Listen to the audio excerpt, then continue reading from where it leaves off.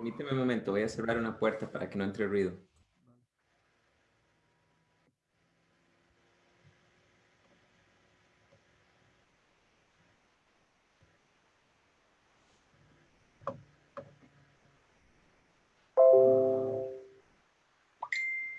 Ahora sí.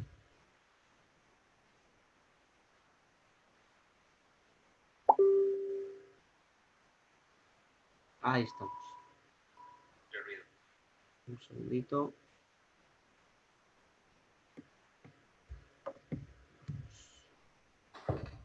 Bueno, ante todo, buenas noches a todos los que os vais conectando. Como ya sabéis que estaba anunciado, hoy tenemos a un hermano de un poco lejos, pero lejos y cerca al mismo tiempo, ¿vale? Porque se lo estaba diciendo al hermano José Carlos, estaba diciendo algo que es muy importante y que realmente lo creo de todo corazón, ¿vale? Que diferentes países, igual diferentes idiosincrasias muchas veces, pero una misma fe, un mismo Señor, ¿eh? Y lo importante que es que somos igual en Cristo Jesús, ¿vale? Y eso es lo que nos llena, por lo menos a un servidor que le toca estar esta noche aquí, le llena de gozo de ver como otros hermanos en otros lugares estamos con las mismas tendencias, por ejemplo, los mismos problemas muchas veces, como el que va a tocar hoy el hermano, que es de los judaizantes, y sobre todo que estamos enamorados del mismo Señor, que es nuestro Señor Jesucristo, al cual anhelamos verle pronto. Bueno, ante todo, buenas noches, bienvenido. Siéntete libre, ¿vale? Estás entre hermanos, que es lo importante. Como te he dicho antes, Dios ha puesto riqueza en muchos hijos para que podamos compartir entre nosotros y ahí creo que hay una gran bendición de poder compartir unos con otros.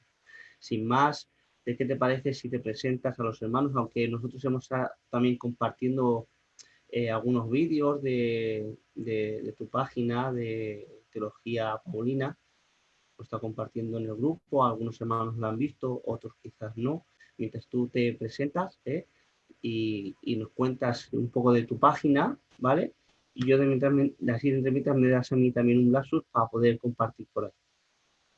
Claro que sí, bueno, muchas gracias de verdad a los hermanos de Sana Doctrina por esta invitación tan especial que me hacen. Yo le comentaba al hermano que para mí es motivo de gran alegría saber que hay personas desde otro continente, desde España, que están escuchando Teología Paulina. Asimismo, yo también desde acá de Costa Rica he estado escuchando las enseñanzas, las publicaciones de Sana Doctrina, y qué bueno es que realmente en todas partes del mundo nos encontremos hermanos tratando de hablar de esa sana doctrina por la cual es importante que nosotros tengamos celo. Quiero presentarme, mi nombre es José Carlos Alpizar, soy pastor general de una iglesia de corte bautista pentecostal acá en Costa Rica, en la capital. Eh, y también soy fundador de la página Teología Paulina en Facebook. Esta página se ha dedicado de lleno a tres cosas. Una es a evangelizar a la nación de Israel, recordando las palabras de Pablo cuando él dijo que la salvación es primeramente para el judío y también para el gentil. En segundo lugar, nos hemos dedicado a exponer la teología del apóstol Pablo, por eso se llama así, Teología Paulina.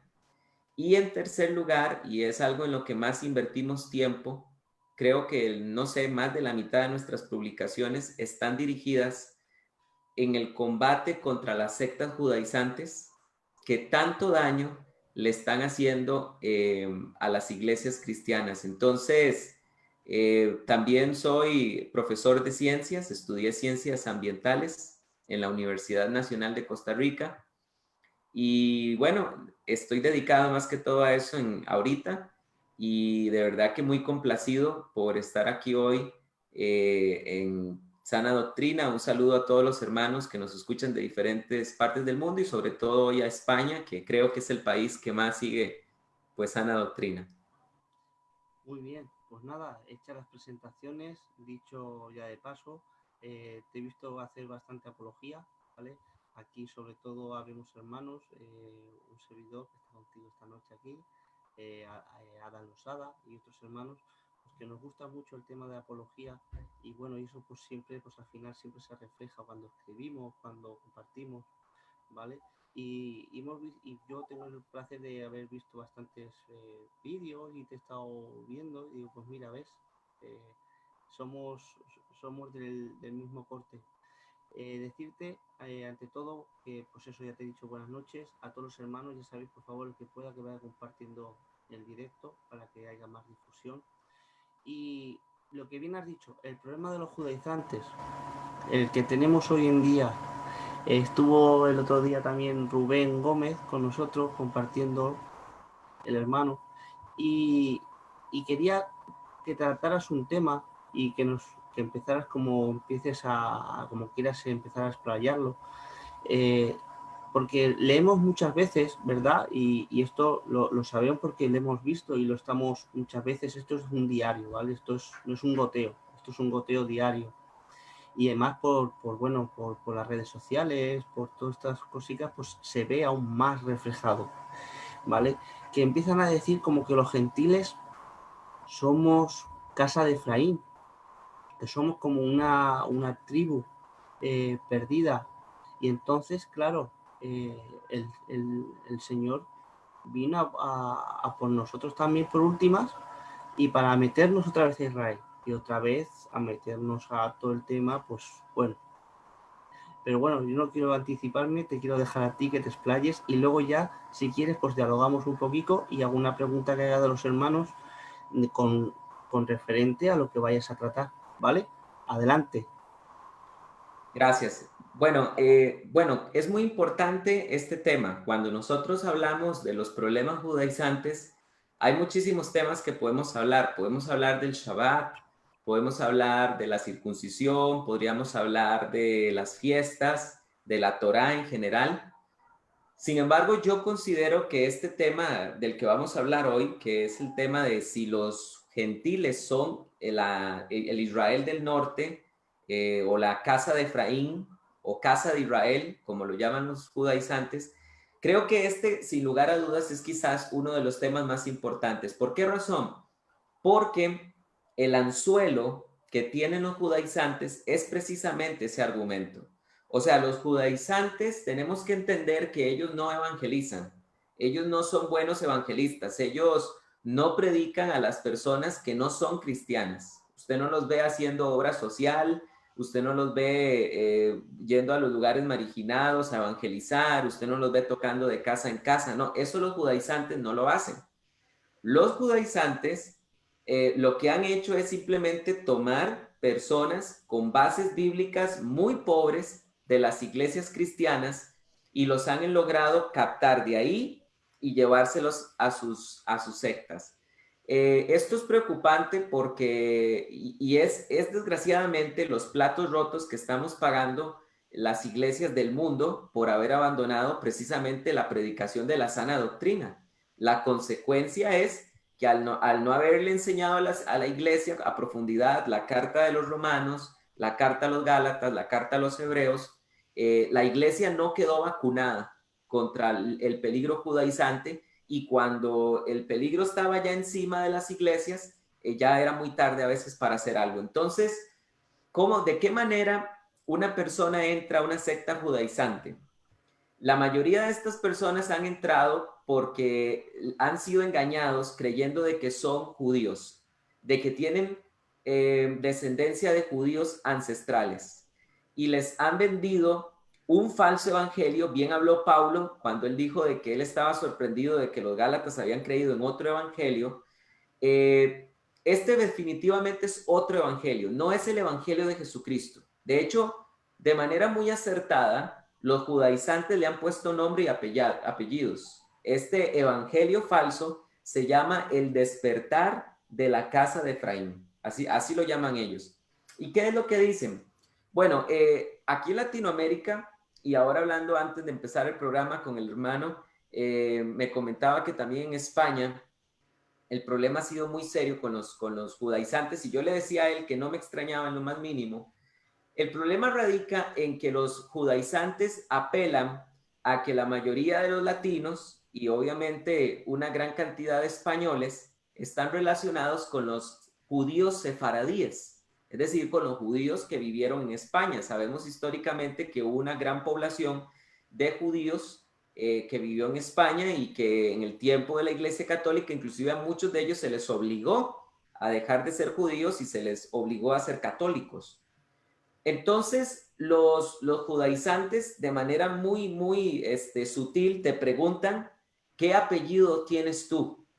Y entonces, no importa el apellido que tú tengas, no importa, de verdad, no importa el apellido que tú tengas, lo van a comparar o lo van a ligar con algún apellido sefaradí y entonces te van a decir que eres realmente judío, o sea, que eres casa de Israel del norte y que tienes que volver a tus raíces hebreas y que tenemos que entender, y aquí donde nos hablan de conspiraciones de Roma, ¿verdad? Al estilo de Hollywood, donde nos dicen que Constantino mandó a quemar todo el Nuevo Testamento hebreo y que la iglesia se olvidó de sus raíces hebreas por las conspiraciones de Constantino y que el cuento de la Trinidad es algo nuevo, pero que eso nunca la iglesia lo pensó y que la iglesia siempre guardó la Torá y que la iglesia siempre guardó Shabbat, pero que todo eso lo perdimos por el catolicismo y que nos robaron nuestras raíces hebreas. Bueno, no es verdad. No es verdad por dos razones. Primero que todo, debemos dejar algo claro. A nosotros los cristianos nadie nos ha quitado nuestras raíces hebreas, porque nuestras raíces hebreas las tenemos aquí en el Antiguo Testamento. Todo lo que necesitamos saber de raíces hebreas están aquí escritas. Es toda la teología veterotestamentaria. Cuando nosotros estudiamos a profundidad la teología del Antiguo Testamento, encontramos sanas raíces hebreas. Así que nosotros no tenemos necesidad de que nos vengan a hablar de raíces hebreas porque las tenemos por escrito. Y en segundo lugar, en el caso de un latino, y creo que pasa también en el caso de nuestros hermanos españoles y en cualquier parte del mundo, pero sobre todo en los latinos, ocurre con nosotros que nosotros los latinos somos una mezcla de todo. Nosotros tenemos sangre anglosajona, tenemos sangre afrodescendiente, tenemos sangre de asiáticos, tenemos sangre de árabes, tenemos sangre de judíos, tenemos sangre de todo mundo, tenemos sangre de los indígenas que vivían aquí en Costa Rica, de los bribris, de los cabecar. Tenemos en todos nuestros hermanos latinoamericanos tienen sangre inca, sangre azteca, de todos los tipos de sangre. Cualquiera que conoce el desarrollo de Latinoamérica sabe que es verdad esto. Entonces es ridículo que porque en alguna parte de mi árbol ancestral, es ridículo que porque allá aparece un judío, me quieran decir que soy judío. Porque si fuera así, por ejemplo, yo estoy seguro que si yo hiciera un árbol, estudiara profundamente mi árbol genealógico, me daría cuenta que también tengo familiares africanos y también tengo familiares conectados con España y tengo familiares seguramente de Estados Unidos y de todo lado, porque así somos. Y no hay una sola nación en este mundo, no hay una sola nación en la cual no haya habido cruce de razas. Entonces, esto es muy importante entenderlo. Esto es importante entenderlo porque el hecho de que yo tenga sangre asiática, eso no me hace un asiático. Eso no me debe obligar a comportarme como un asiático. El hecho de que yo tenga sangre afrodescendiente no me obliga a tomar las costumbres de las tribus africanas, ¿verdad? No me obliga a eso. Lo cierto es que cada quien es lo que es. Las personas son latinas, las personas son españolas, las personas son anglosajonas, eso es lo que son y no deberían pretender ser algo que no son. Pero lo que sí es muy importante decir, y no sé si me entendí bien, hermano David, si tú quieres que yo haga una explicación de esto o tú quieres hacer unas breves pausas. No, mira, en primer lugar, creo que se me han dicho que a mí se me está oyendo un poquito mal, por eso me he estado también más callado. A ver, a mí, pero a ti te dicen que te se oye bien, ¿vale? Vamos a ver que, un segundito, a ver, a ver si se me, a ver cómo, Un minuto. No, mira, en primer lugar, creo que... Ah, pues se oye bien, ¿no? ¿En su realidad? Sí, se escucha bien ambos. Sí, lo escucho bien, ya está, ya le bajo la voz. Bueno, sí, quería que nos hablaras de la casa, concretamente de esto, de la casa de Efraín, porque nosotros, ¿vale? No hace, no hace mucho, además, hace poco, un hermano nos escribió por aquí, como, y tú lees la temática que te escriben y dices tú, esto lo han cogido de un sitio de esto de judaizantes, se nota por la manera de escribir, por la manera de expresar la idea, ¿no? Y, y hay un rebrote muy grande, es más, cambian, ahora están cambiando el famoso Juan 3:16, que dice que pues, de tal manera Dios amó al mundo, ¿no? Pues ese mundo ya no es mundo, ahora es la casa de Efraín, ¿sabes? Y que lo cambian literalmente. Y la verdad que como yo sé que estás puesto en el tema, ¿vale?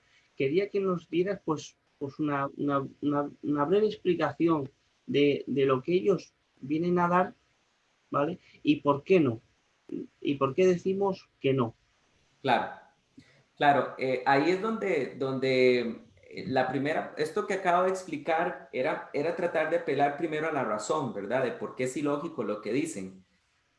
Sin embargo, para que nosotros veamos que no es cierto esto que ellos dicen, nosotros tenemos que entender cómo funcionó la historia de Israel. O sea, una persona que, que muerde el anzuelo de creer que no siendo hebreo, no siendo judío, es casa de Israel, comete ese error porque no conoce la historia de Israel y no conoce el uso que se le da a la frase casa de Israel, tanto antes del exilio, durante el exilio, después del exilio y en el Nuevo Testamento.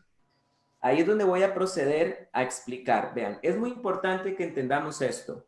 La nación de Israel por 120 años estuvo como una nación unificada. Esto a través de tres grandes reyes. Cada uno de ellos gobernó 40 años. El rey Saúl, el rey David y en último lugar el rey Salomón. Cuando el rey Salomón entregó el poder, lo entregó en el año 930 antes de Cristo y se lo entregó a su hijo Roboam.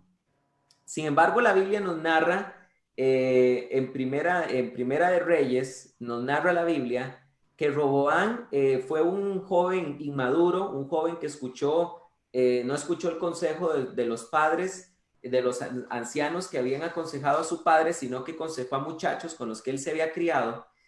Y la Biblia nos narra que a Roboam se le dividió el reino en dos. A él se le dividió el reino en Israel del norte y en Israel del sur. A Israel del norte se le llama así, Israel del norte, o se le llama Casa de Israel. Y a Israel del sur se le podía llamar de esa forma, Israel del sur, o se le podía llamar Casa de Judá.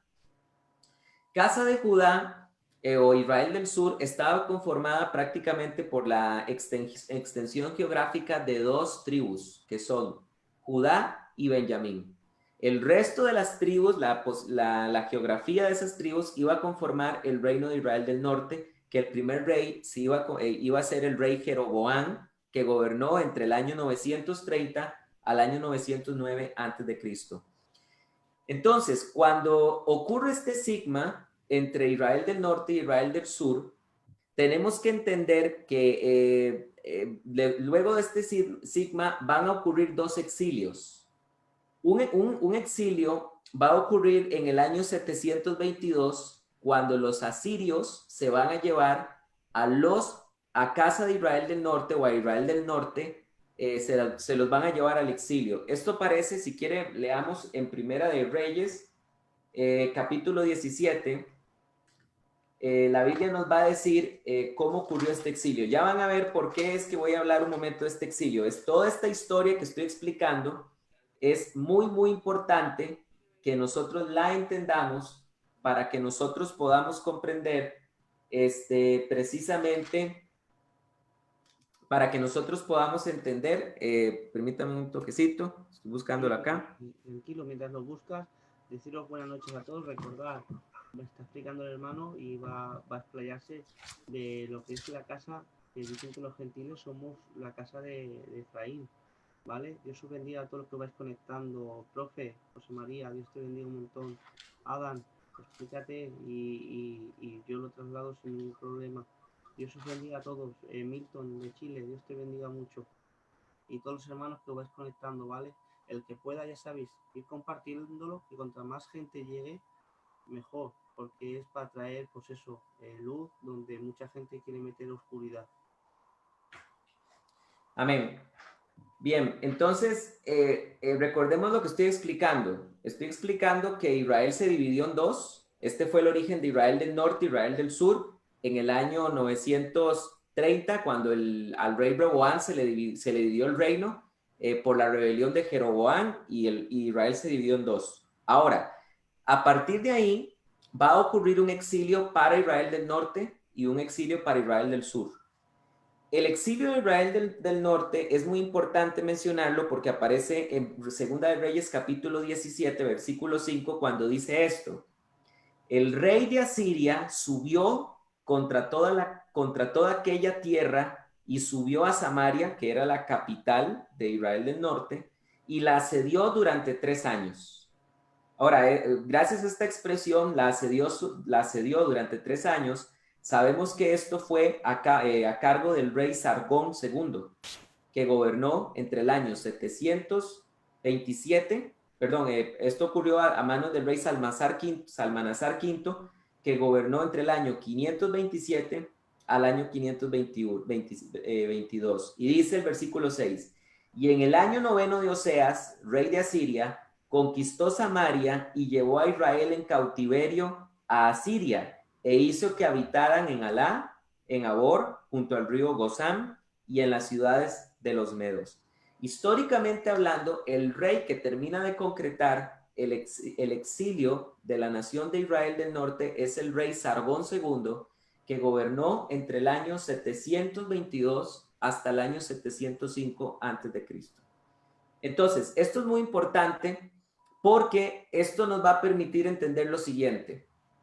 Luego el exilio de Israel del sur, casa de Judá, va a ocurrir en el año 606, en el segundo año del rey Nabucodonosor. Recordemos que el libro de Daniel dice que el rey Nabucodonosor se llevó a los nobles de Judá, entre ellos iba el profeta Daniel, y Israel estuvo 70 años en el exilio en Babilonia, Israel del sur.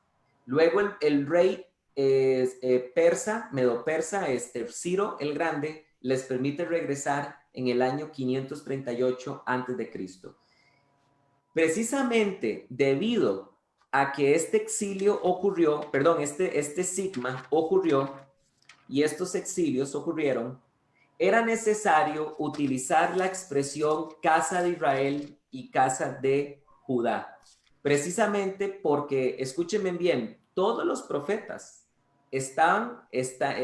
la gran mayoría de los profetas que encontramos en la Biblia están en ese periodo de tiempo donde Israel era dos naciones. El profeta Joel, Oseas, Isaías, Miqueas, Jonás, Amós, Nahum, Sofonías, Habacuc, Jeremías, prácticamente todos los profetas vivieron en este periodo donde Israel era dos naciones. Entonces, cuando Dios hace promesas al pueblo de Israel, a los judíos, es necesario que Dios utilice esta expresión. Este es el pacto que haré con aquellos días, con la casa de Judá y con la casa de Israel. Escribiré mis leyes en sus corazones y pondré a mi Espíritu Santo, a mi Espíritu a vivir dentro de ellos. ¿Por qué es necesario hablar de casa de Judá y casa de Israel? Porque si el profeta no lo hiciera, podría quedar la sospecha de que Dios está haciendo un pacto solamente con uno de esos dos, Israel. Pero cuando la Biblia en el tiempo del sigma habla de casa de Israel y casa de Judá, está utilizando precisamente esa terminología para dejar claro que es para toda la nación de Israel, para todo el pueblo judío, estas promesas. Ahora, lo que sí es muy, muy importante que nosotros entendamos es que cuando los asirios se fueron al exilio, no hubo un retorno no hubo un retorno nacional, no hubo un retorno nacional a su tierra. Pero con Israel del Sur sí ocurrió así. Israel del Sur regresó por orden de Ciro el Grande en el año 538. Entonces, el cuento judaizante que nos quieren hacer creer es que como Israel del Norte nunca regresó, estas tribus se mezclaron con los gentiles, olvidaron que eran hebreas, ¿verdad? Se mezclaron con los gentiles, se hicieron gentiles y que Dios prometió ese pacto. Es el pacto que haré con Israel y con casa de Judá. Y como Dios hizo un pacto con ellos y nosotros nos mezclamos con ellos, los gentiles, entonces resulta que ahora el pacto es con nosotros y resulta que nosotros somos ese Israel del norte perdido y que nosotros tenemos que volver a los pactos, tenemos que volver a la Torá y tenemos que volver a reencontrarnos con casa de Judá. Esto es mentira y voy a explicar por qué. Nunca Cristo consideró esta que fuera cierta esta terminología. Voy a explicar por qué.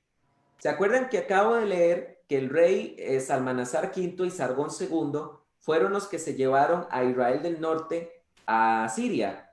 Bien, es muy importante que entendamos esto, pero los asirios no dejaron Israel del Norte como una tierra abandonada. Ellos reintrodujeron personas en ese lugar. Vamos por favor a Segunda de Crónicas, un momentito por favor, capítulo 10, para que podamos ver esta gran verdad y veamos algo que va realmente a desmentir estas falsedades judaizantes. Les leo. Dice así, cuando la Biblia nos habla de que cuando los asirios sacaron a los de Israel del norte de la tierra, reintrodujeron personas, vean lo que dice la Biblia en Segunda de Crónicas 11:13. Dice, y los sacerdotes y levitas que estaban en todo Israel se juntaron, no, perdón, es en primera de Reyes, disculpen, en Segunda de Reyes 17 también es, perdón. Este es otro pasaje que voy a leer ahorita. Es en Segunda de Reyes 17:24, leo.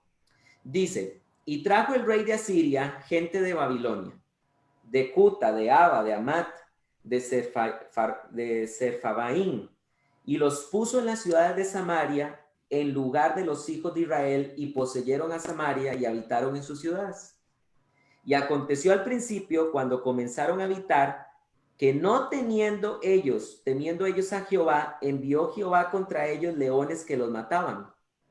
Dijeron pues al rey de Asiria, las gentes que tú trasladaste y pusiste en las ciudades de Samaria, no conocen la ley de aquella tierra, y él les ha echado leones en medio de ellos, y he aquí que los leones los matan porque no conocen la ley de Dios.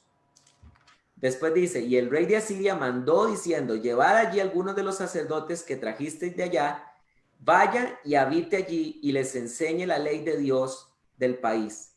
Y vino uno de los sacerdotes que habían llevado cautivos de Samaria y habitó en Betel y les enseñó cómo habían de temer a Jehová. Pero cada nación hizo sus dioses y los pusieron en los templos, en los lugares altos que habitaban hechos los de Samaria, cada nación en su ciudad donde habitaba. ¿Qué nos está enseñando la Biblia aquí? La Biblia nos está enseñando que cuando los asirios expulsaron a los de Israel del norte, dejaron campesinos, dejaron gente humilde para que habitara esa tierra, reintrodujeron gente pagana de otras partes del mundo, de Babilonia, y después, como estos paganos no obedecían la ley de Dios, Dios se volvió contra ellos y les enviaron levitas para que les enseñaran a cómo temer a Yahvé. Y este es el origen del pueblo samaritano. Es un pueblo semipagano, porque es un pueblo que tenía creencias paganas, pero también es un pueblo que tenía creencias judías. De ahí es el hecho que escuchemos que los samaritanos, su libro sagrado, sea el Pentateuco samaritano. Los samaritanos eran una mezcla entre Israel del norte y gente que había sido reintroducida por los asirios. ¿Qué estoy queriendo decir con esto? No hay un pueblo más cercano a ese Israel del norte, genéticamente hablando, que Israel, que Samaria, que los samaritanos. Y sin embargo, Jesús dejó claro que los samaritanos no eran casa de Israel. Vamos por favor a Mateo para que nosotros podamos ver esta gran verdad. A Mateo capítulo número 10, Mateo capítulo 10, versículo 5. Y veamos lo que dice la Biblia. A estos 12 envió Jesús y les ordenó diciendo, no vayáis a los gentiles, ni entrad en la región de Samaria, sino id antes a las ovejas perdidas de la casa de Israel. Y Está entonces, clarísimo.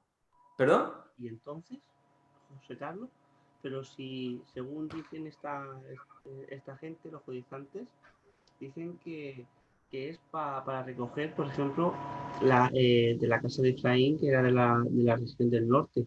Y como bien has dicho y has leído, esto dicen que los samaritanos eran pues, consanguíneos con ellos, eran cercanos. Y sin embargo, Totalmente. Jesús les dice que de samaritanos, a los samaritanos nada, que vayan solamente a la casa perdida de Israel.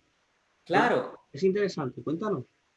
claro, esto es la gran evidencia de que esta terminología que ellos quieren utilizar, porque los judaizantes nos quieren hacer creer que cuando la Biblia en el Nuevo Testamento habla de casa de Israel, se está hablando del Israel del norte. Ese no es el sentido del Nuevo Testamento con la expresión casa de Israel. ¿Por qué razón? Porque en la única, solo en la palabra de Dios, solo Israel del norte o casa de Israel va a significar ese Israel del norte solo en tiempos del Sigma. Pero cuando Israel regresó en el 38, ya Israel no son dos países, es uno solo. Y por lo tanto, en el Nuevo Testamento ya no hace falta hablar de Israel del norte e Israel del sur porque son una sola nación. Y es importante entender esto. Este es el verdadero sentido de la expresión en el Nuevo Testamento, casa de Israel del norte. Entonces, cuando nosotros leemos casa de Israel en el Antiguo Testamento, necesitamos preguntarnos, ¿este libro fue escrito en tiempos del Sigma? Si la respuesta es sí, es posible que casa de Israel se esté refiriendo a Israel del norte.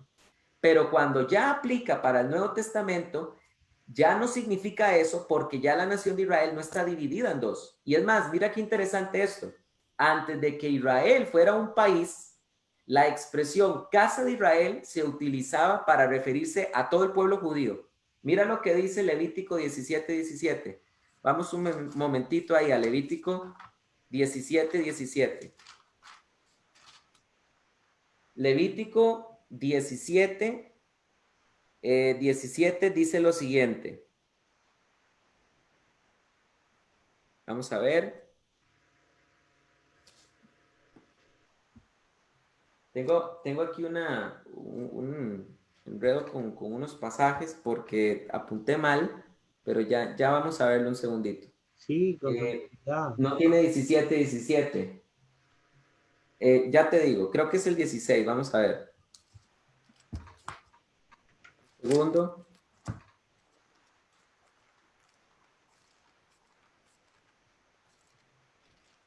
Sí, aquí está. Es el Levítico 17:10, perdón. Levítico 17:10, pero vamos a leer desde el versículo 8 para tener más contexto. ¿Tú lo tienes ahí, hermano? Mm, no, porque te estoy con, Ok, porque los lo leo yo, no hay comentarios, problema. no, Voy a leer Levítico 17:8 para que veamos que también se habla de la casa de Israel y significa todo el pueblo de Israel. si me quieres decir Dice, a punto estoy, yo te ayudo sin problema, ¿eh? ok, si puedes leerlo, si quieres, para que me ayudes, sería capítulo 17, del 8 hasta el 10. Del 8 hasta el 10. Bueno, les dirás también, cualquier varón de la casa de Israel o de los extranjeros que moran entre vosotros que ofreciere holocausto o sacrificio y no lo trajere a la puerta del tabernáculo de reunión para hacerlo a Jehová, el tal varón será igualmente cortado de su pueblo. El 10. Si cualquier varón de la casa de Israel o de los extranjeros que moran entre ellos comiere alguna sangre, yo pondré mi rostro contra la persona que comiere sangre y la cortaré de entre su pueblo. Dos veces acabas de leer casa de Israel. Y aquí Israel está en el desierto, ni siquiera ha poseído la tierra de Canaán, ni siquiera tiene una distribución geográfica de la tierra, y la Biblia lo está llamando casa de Israel. ¿Qué significa esto? Que antes del sigma, la expresión casa de Israel significaba todo el pueblo de Israel, todo el pueblo judío, toda la descendencia de Abraham en Isaac. La expresión casa de Israel antes del sigma del 930 de Roboam era una expresión que se utilizaba para referirse a las 12 tribus de Israel.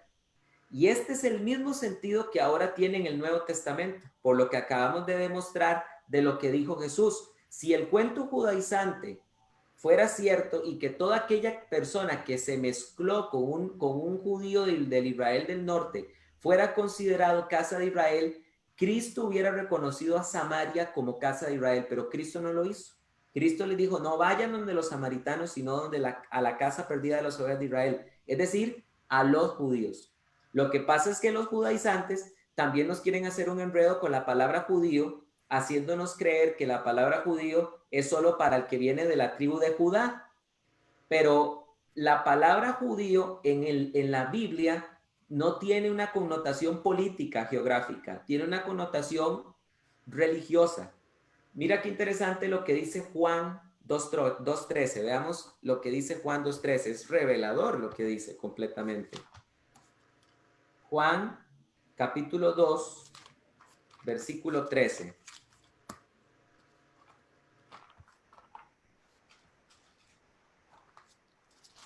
Dice lo siguiente. Estaba cerca la Pascua de los judíos. O sea, si yo interpreto la palabra judío como un descendiente, como los descendientes de la casa de Judá, entonces la Pascua es solo de la tribu de Judá. Pero esta fiesta es para toda la nación de Israel. Entonces aquí queda claro que la expresión judíos se refiere a una cuestión religiosa, todo aquel que practica el judaísmo. Entonces, yo sí quiero hacer una salvedad muy grande. ¿Qué pasó? ¿Qué pasó con todas estas personas de Israel del norte que nunca volvieron? ¿Qué pasó con ellos? Yo quiero hacer una aseveración muy importante y es la siguiente. Tenemos que entender que históricamente hablando, todos los judíos de Israel del norte que eran piadosos lo siguieron siendo. Porque míralo, esto tenemos que entenderlo. Cuando ocurrió el sigma de Israel del norte y del sur, una gran cantidad de judíos de Israel del norte no estuvieron de acuerdo con lo que hizo Jeroboam con los dos becerros y se pasaron a vivir a Israel del sur. Así que no es cierto que se perdieron las tribus. En el contexto del Nuevo Testamento, obviamente sabemos que en nuestros tiempos ya un judío no sabe si es de la tribu de Leví, si es de la tribu de Judá o de Benjamín o Aser. Pero en los tiempos de Jesús, las 10 tribus no se habían perdido. Los discípulos, los judíos que eran piadosos de Israel del norte, seguían siéndolo. ¿Cómo lo sabemos? ¿Cómo es posible esto? Veamos lo que dice Lucas 2.36. Lucas 2.36 nos presenta judíos piadosos de Israel del norte.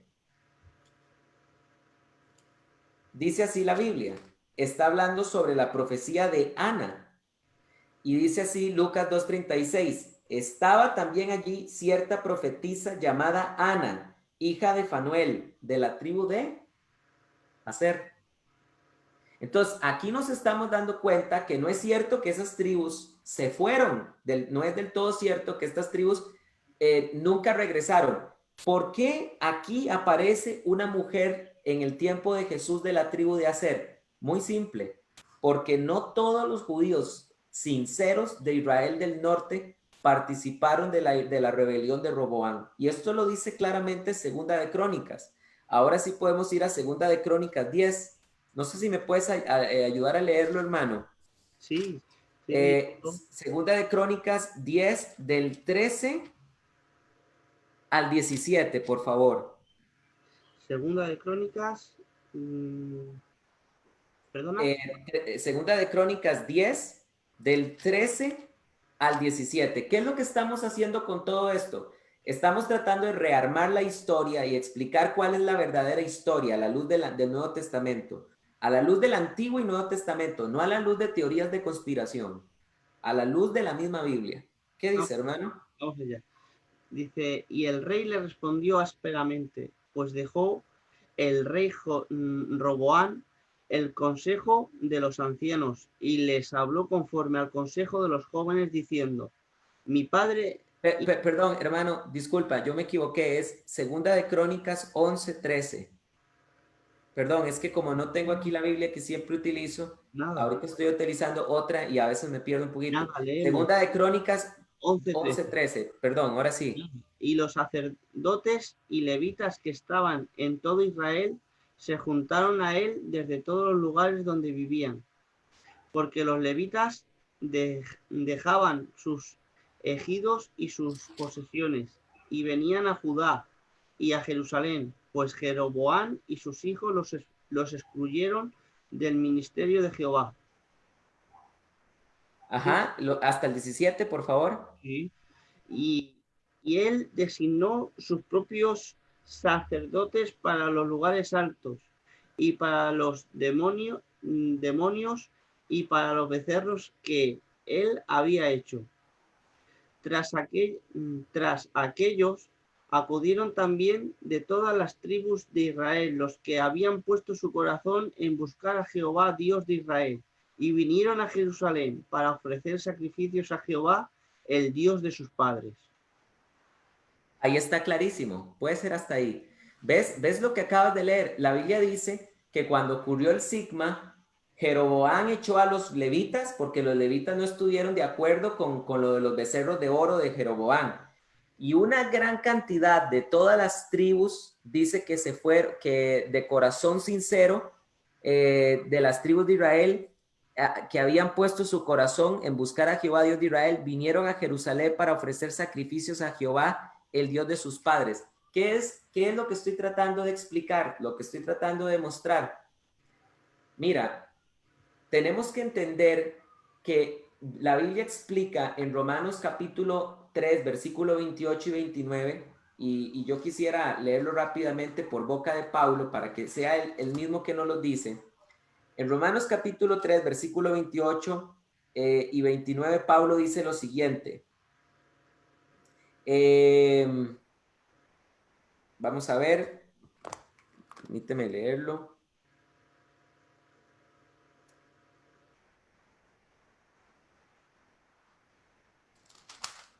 Vamos a ver aquí.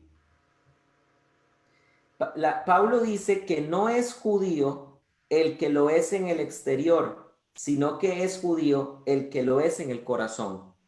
Entonces, ¿qué tenemos que entender acá?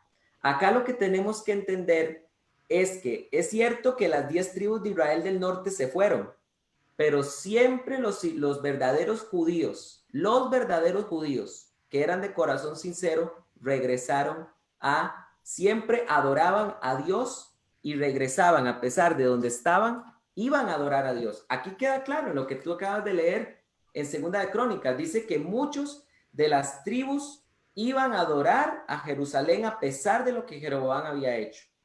Y sabes qué es lo interesante para ir aterrizando y tal vez no sé si quisieras hacer algunas preguntas, pero lo interesante es que esta idea de que los judíos piadosos de Israel del norte siempre fueron a Jerusalén a adorar, está clara, porque hay algo muy interesante. Hay un libro que no está en nuestras Biblias, pero que va a resultar muy interesante como un punto de vista histórico, no como un punto de vista doctrinal, pero sí histórico, y es el libro de Tobías. El libro de Tobías, que es un libro deuterocanónico, nos narra la historia de Tobías, que es de la tribu de Neftalí, que siempre iba a adorar a Dios desde Asiria. Y iba a Jerusalén a celebrar las 3 fiestas. Entonces, ¿qué es lo que la historia nos dice? La historia nos está diciendo que aunque no hubo un retorno completo de Israel del norte, los judíos piadosos sí iban siempre a adorar. Y los judíos piadosos, muchos de ellos, cuando Israel del sur regresó, muchos de esos judíos piadosos también regresaron. Por eso es que encontramos a Ana de la tribu de Aser ahí en el templo. ¿Qué es lo que estoy queriendo decir con esto? Que ese Israel que está disperso en el mundo, que no sé si sabías que actualmente son 7 millones de personas, nunca han olvidado que son Israel. Nunca lo han olvidado, siempre han guardado su religión ancestral. Y si bien es cierto que hay un montón de descendientes de Israel del norte y del sur que dejaron su religión ancestral, bíblicamente hablando, partiendo del hecho de que Israel, la palabra judío tiene una connotación religiosa, entendemos que estamos entendiendo a la luz de esta connotación religiosa que se le da a la palabra judío, que aquellos que no guardaron su religión simplemente son desertores de la nación. Pero no es cierto que nosotros seamos esa casa de Israel del norte, porque la casa de Israel del norte, aunque hoy en día no se puede saber de qué tribu es, la casa de Israel del norte nunca olvidó su religión ancestral. Eso es importante entenderlo. No sé si quisieras hacer algunos comentarios, mi hermano. No, mira, está bien, estoy leyendo, porque parece ser que tenemos pues alguien que aún no está muy de acuerdo con alguno de las premisas que vas plantando. Bueno, lo normal, esto es normal, ¿vale? Por ejemplo, cuando has dicho de Samaria, dice, en lugar de samaritanos no paréis, sino a las ovejas perdidas de Israel, ¿vale? Están haciendo un comentario, dice Juan 4, 40 y 41, ¿te acuerdas cuando la mujer samaritana, que fue Jesús? Y, Ajá. y claro, y luego dice que vinieron pues los samaritanos a él, rogaron que se quedase allí y permaneció allí 2 días y creyeron muchos más por las palabras de él. Dice, Claro, eso tiene una explicación muy sencilla. Y es que Jesús también tuvo apertura con ciertos pueblos también. Por ejemplo, también encontramos a Jesús enseñándole a una mujer sirofenicia, a la cual Jesús le sanó su hija que estaba endemoniada. Entonces Jesús se quedó ahí porque aunque Jesús fue por las ovejas perdidas de la casa de Israel, Jesús tuvo ese acceso con los samaritanos y tuvo acceso con esa mujer gentil, la sirofenicia. Jesús tuvo también Jesús misericordia con un romano. ¿Te acuerdas del centurión que fue y le pidió? Entonces no aplica para nada. Esta excusa judaizante no puede echar abajo toda la historia de Israel que hemos rearmado. No la puede echar a perder. y claro, y que en el contexto inmediato, ¿vale? También en el contexto inmediato, ¿vale? En el 42 dice, sabemos que verdaderamente este es el Salvador de quién. De No, los judíos. no, dice el Salvador del mundo, es el Salvador Ah, amén. Claro, del mundo. Y claro, y luego leemos totalmente, 3:16 totalmente. y sabemos que Él es el Salvador del mundo. Entonces, como ha dicho nuestro hermano, tuvo gracia para la mujer samaritana, para la señora Felicia, para el centurión. ¿eh? Eso no quita, no va de lo que está diciendo el hermano. De todas maneras, si quieres proseguir o quieres añadir, Eh, quieres... yo creo, quisiera decir nada más también, quisiera decir, porque tengo una evidencia más, yo creo que yo he sido muy claro con la historia, la hemos rearmado, la voy a decir de manera muy sintética. ¿Qué fue lo que pasó entonces? Hubo un sigma en el 930, debido a ese sigma es necesario comenzar a utilizar la expresión casa de Judá, casa de Israel. Cuando ese sigma termina, ya no es necesario hacer esta terminología porque Israel sigue siendo un solo pueblo y ahora Casa de Israel tiene el mismo significado que tenía antes del sigma. El significado que Casa de Israel tiene en Levítico es el mismo significado que ahora tiene para el Nuevo Testamento. Vimos también que los samaritanos eran el pueblo más cercano genéticamente a Israel del norte, sin embargo, Cristo no los reconoció como Israel, como Casa de Israel. Y también vimos que el Israel del norte, que era piadoso, nunca olvidó su religión. Vimos evidencias en el Evangelio de Lucas, vimos a Ana, vimos que en Crónicas muchos de esos levitas y de las otras tribus siempre iban a Jerusalén a celebrar las fiestas porque nunca olvidaron su judaísmo. Y también es interesante que en el libro de Tobit se narra de Tobit, alguien de la tribu de Neftalí, yendo a celebrar las fiestas. Esta idea el libro de Tobit es un libro del judaísmo tardío. Y es importante entender que un judío, un autor judío de ese tiempo, nos narra una historia de este Tobit, de un judío de casa de Israel del norte que es piadoso. Si esto no fuera cierto, jamás se hubiera creado una historia de ese tipo. Pero hay una cosa más importante y es como para terminar. O sea, toda la historia apela a que no es como los judaizantes dicen, pero veamos ya lo último para terminar, por lo menos mi aporte. Digamos que vamos a darles por un momento la razón a los judaizantes y supongamos que el evangelio que ellos predican es verdad. Y supongamos que el despertar de la casa de Israel es verdad.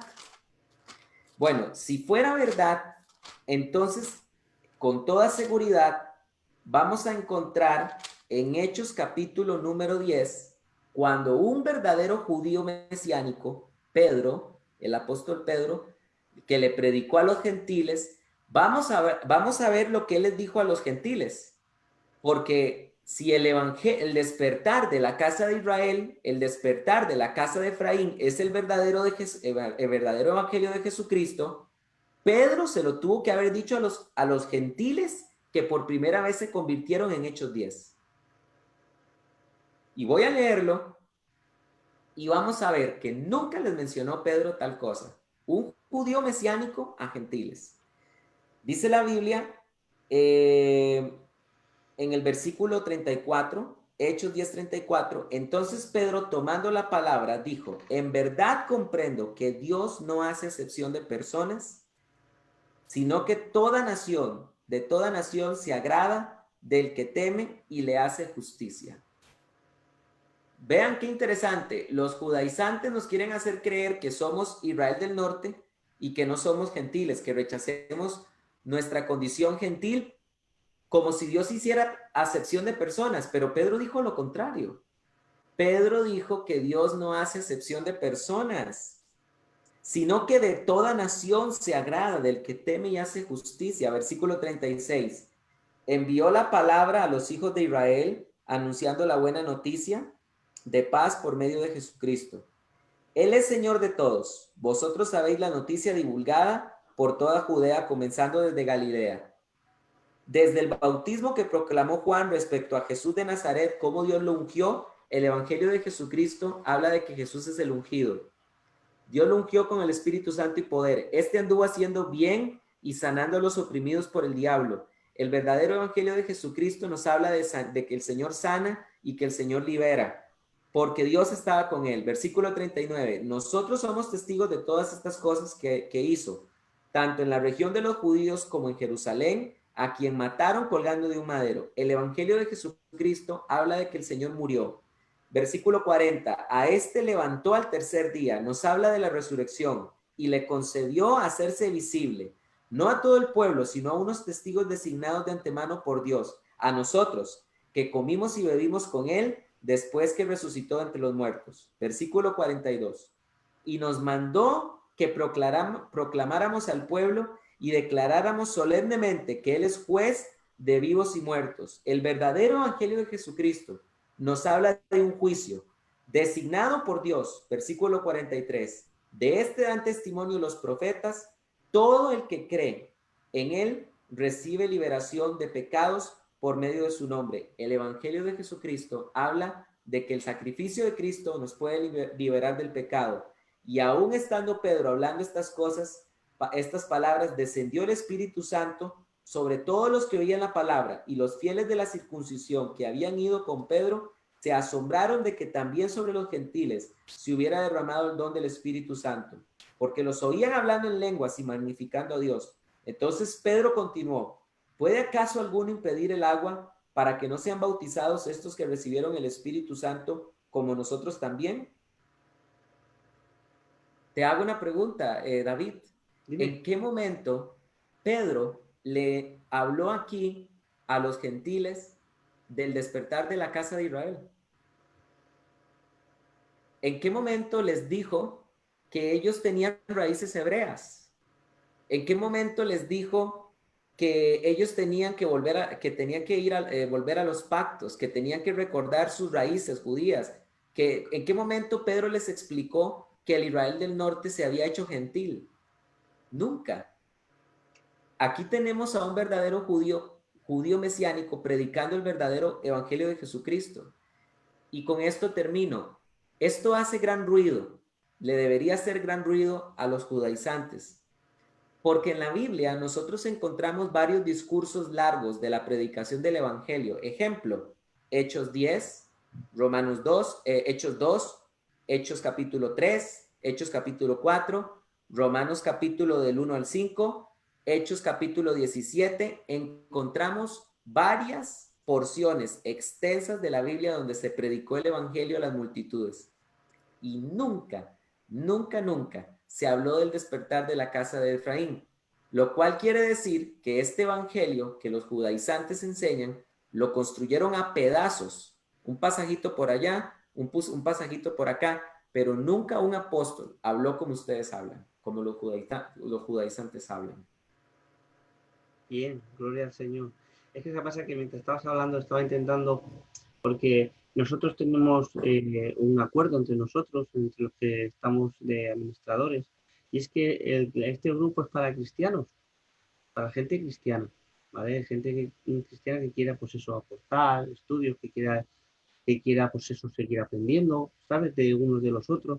Ahora bien, no está en nosotros dejar que divulguen sus ideas aquí, ¿sabes? Los judaizantes y gente, porque se nos ha colado uno que ha empezado pues ya a meter cosas.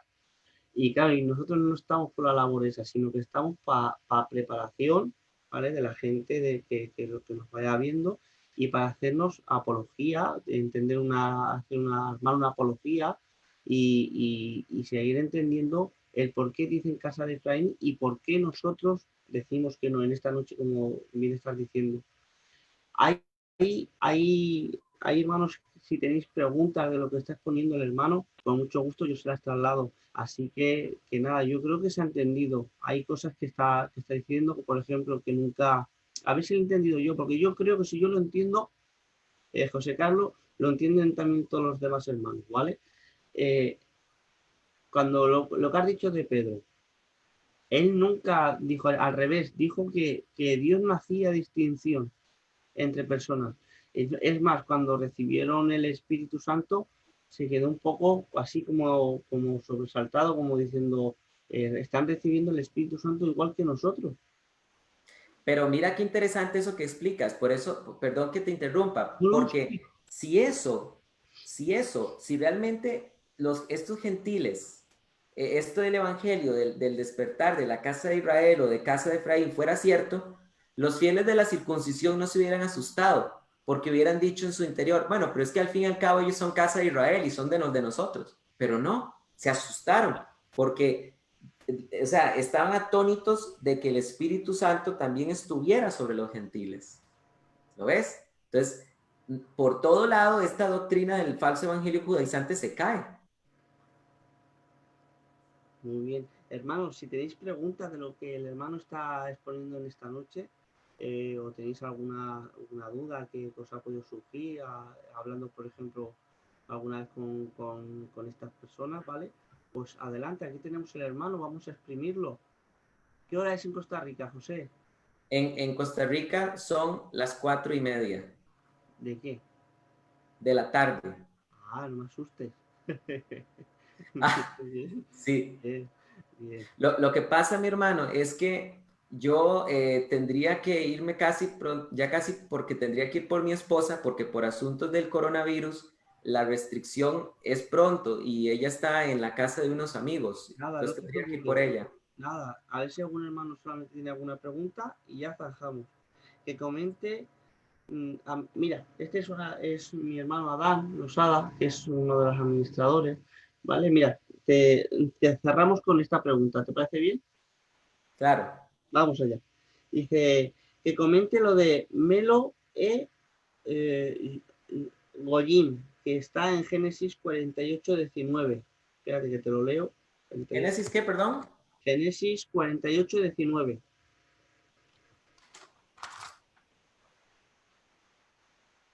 Que dice que es Melo Goyim. Génesis 48:19. Sí, Él se está refiriendo, bueno, esto es muy interesante, porque recordarás, esto es una doctrina judaizante, porque leo el pasaje, dice, pero rehusó y dijo, lo sé, hijo mío, lo sé. También él llegará a ser un pueblo y también será encumbrado, pero su hermano menor, Efraín, será mayor que él y su descendencia llegará a ser como la multitud de las naciones. Mira lo que hizo Jacob. Jacob hizo esto y puso su mano, bendijo primero a Efraín y a Manasés. ¿Y sabes qué dicen los judaizantes de esto? Que esta es una profecía de Jacob, de que Efraín, casa de Israel del norte, iba a ser más grande que casa de Judá. Manasés representa casa de Judá. Pero te hago una pregunta, si esto fuera cierto, ¿por qué no encontramos que ningún apóstol lo dijo? O sea, esto que ellos afirman es una doctrina no apostólica. Y de plano yo me rehúso a aceptar doctrinas no apostólicas, porque Pablo dijo, edificados sobre el fundamento de los apóstoles. Esta doctrina que, señores judaizantes que escuchan esta entrevista, esta doctrina que ustedes enseñan no es apostólica. Bien dijo los apóstoles y los ancianos en el concilio de Jerusalén acerca de ustedes, porque han salido unos de nosotros que nosotros no hemos encomendado. Por eso es que ustedes hablan tan diferente a los 12 y a Pablo. Por eso hablan así, muy diferente, porque no tienen comisión apostólica, no tienen enviado, no han sido no fueron enviados por los apóstoles ni por Jesucristo. Es otro evangelio completo. bueno, Adán, eh, yo creo que ha respondido el hermano. Solamente decirte que muchas gracias por querer estar con tus hermanos aquí, ¿vale? Solamente una pregunta mía, ¿vale? Ya nos salimos un poco del tema. ¿Qué te ha llevado, qué te ha motivado a hacer la página que estás llevando ahora a cabo? Teología Paulina. Cuéntanos. Claro, bueno, Eh, gracias. Yo quiero... me regalas 5 minutos, ¿vale? Perdón. No, que digo que me regalas tú 5 minutos más y ya te dejo tranquilo. Sí, sí. Tu pregunta es, ¿cómo nos ha ido con Teología Paulina? Sí, ¿qué te ha motivado yo mira, me cuentas eso y yo te cuento cómo surgió Sana Doctrina. Claro, bueno, Teología Paulina nació un 1 de febrero de este año.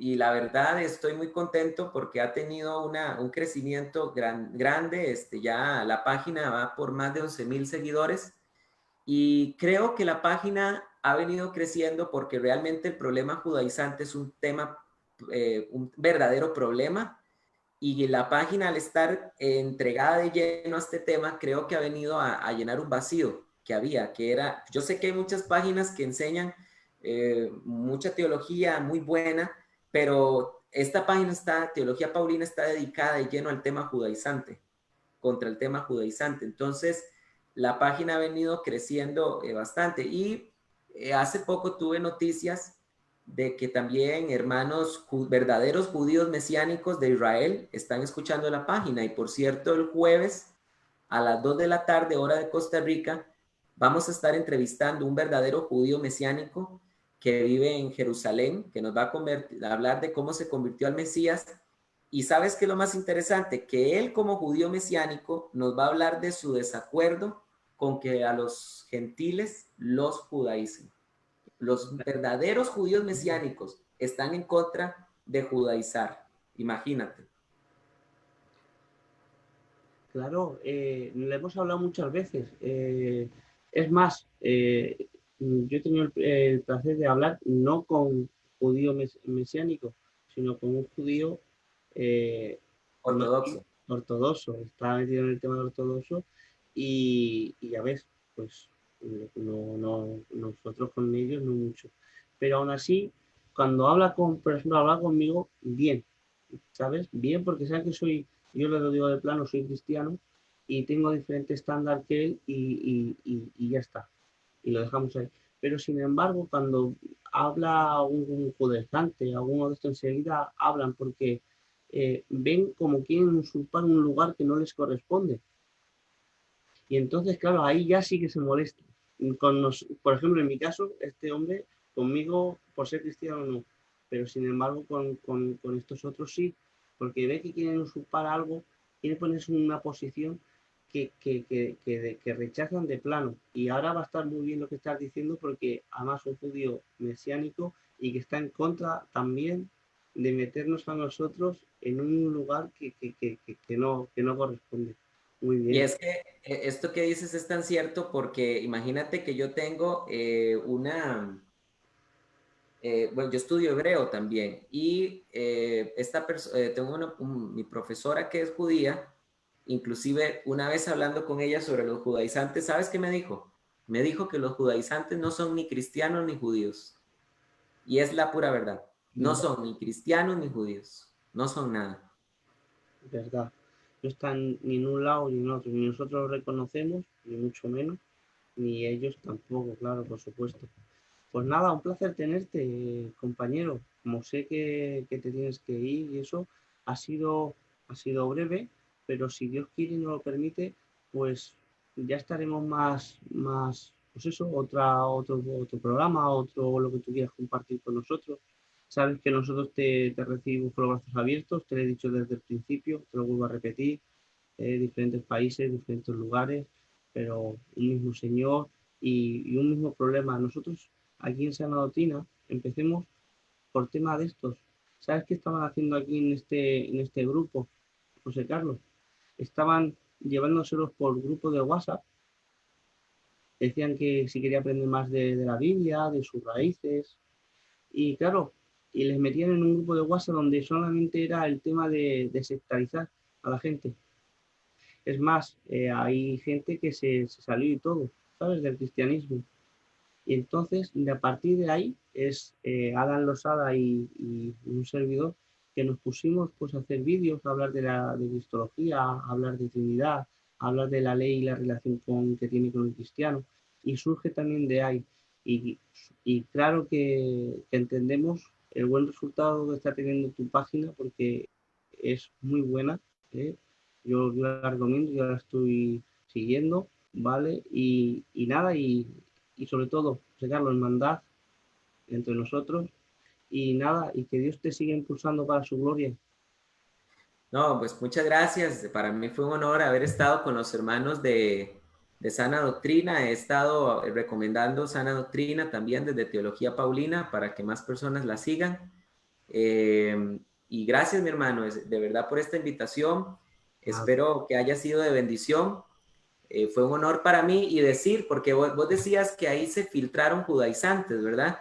Y los judaizantes que hablan siempre los vemos como con aires de grandes teólogos, ¿verdad? Lo que pasa es que yo ya lo he hecho en teología paulina, ya lo hice en Rincón Apologético y en Cultura Teológica, y les he dicho que yo estoy abierto para un debate con ellos en vivo, pero nunca lo aceptan. Y entonces a los que estaban aquí, a los que están aquí escuchando, ahí tienen mi Facebook, invítenme a un debate y con mucho gusto hablamos, pero es que no los aceptan los debates. Entonces, a mí me encantaría ver si así como escriben también pueden hablar. Entonces, no tenemos ningún problema en aceptar un debate con un judaizante, en ningún momento. valor tienes, no por nada, ¿vale? No por el tema de hablar y compartir ideas, sino por las maneras que se ponen, ¿vale? Entonces es un poco complicado, porque claro, empiezan con sus argumentos circulares y empiezan con todas estas cosas y es complicado. Pero bueno, adelante, si, a ver si alguno se anima. Ya sabéis, aquí está nuestro hermano José Carlos, que está dispuesto a un debate con cualquier juezante. Nada, muy bien, hermano. Ya te digo, de verdad te lo deseamos, que el Señor te siga impulsando para su gloria y un placer estar contigo en esta noche aquí, ¿vale? Gracias, mi hermano. Sigan adelante con la obra de Dios. Nada, un abracito desde España y nada, espero que esto sea la primera toma de contacto de más. Amén. Amén. ¿Qué te parece si despedimos esto? ¿Vale? Un minuto.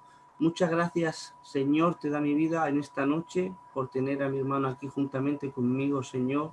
Que lo único que queremos, Señor, es que tu pueblo, Señor, sea bendecido, Señor, que crezca en todo el conocimiento de la verdad, Señor, y que nunca se aparten de ti, Señor. Señor, que todo viento de doctrina, Señor, que venga equivocación, Señor, sea retraído, Señor, y que tú nos sigas ayudando, Señor, para engrandecer tu nombre, en el nombre de Jesús. Chao.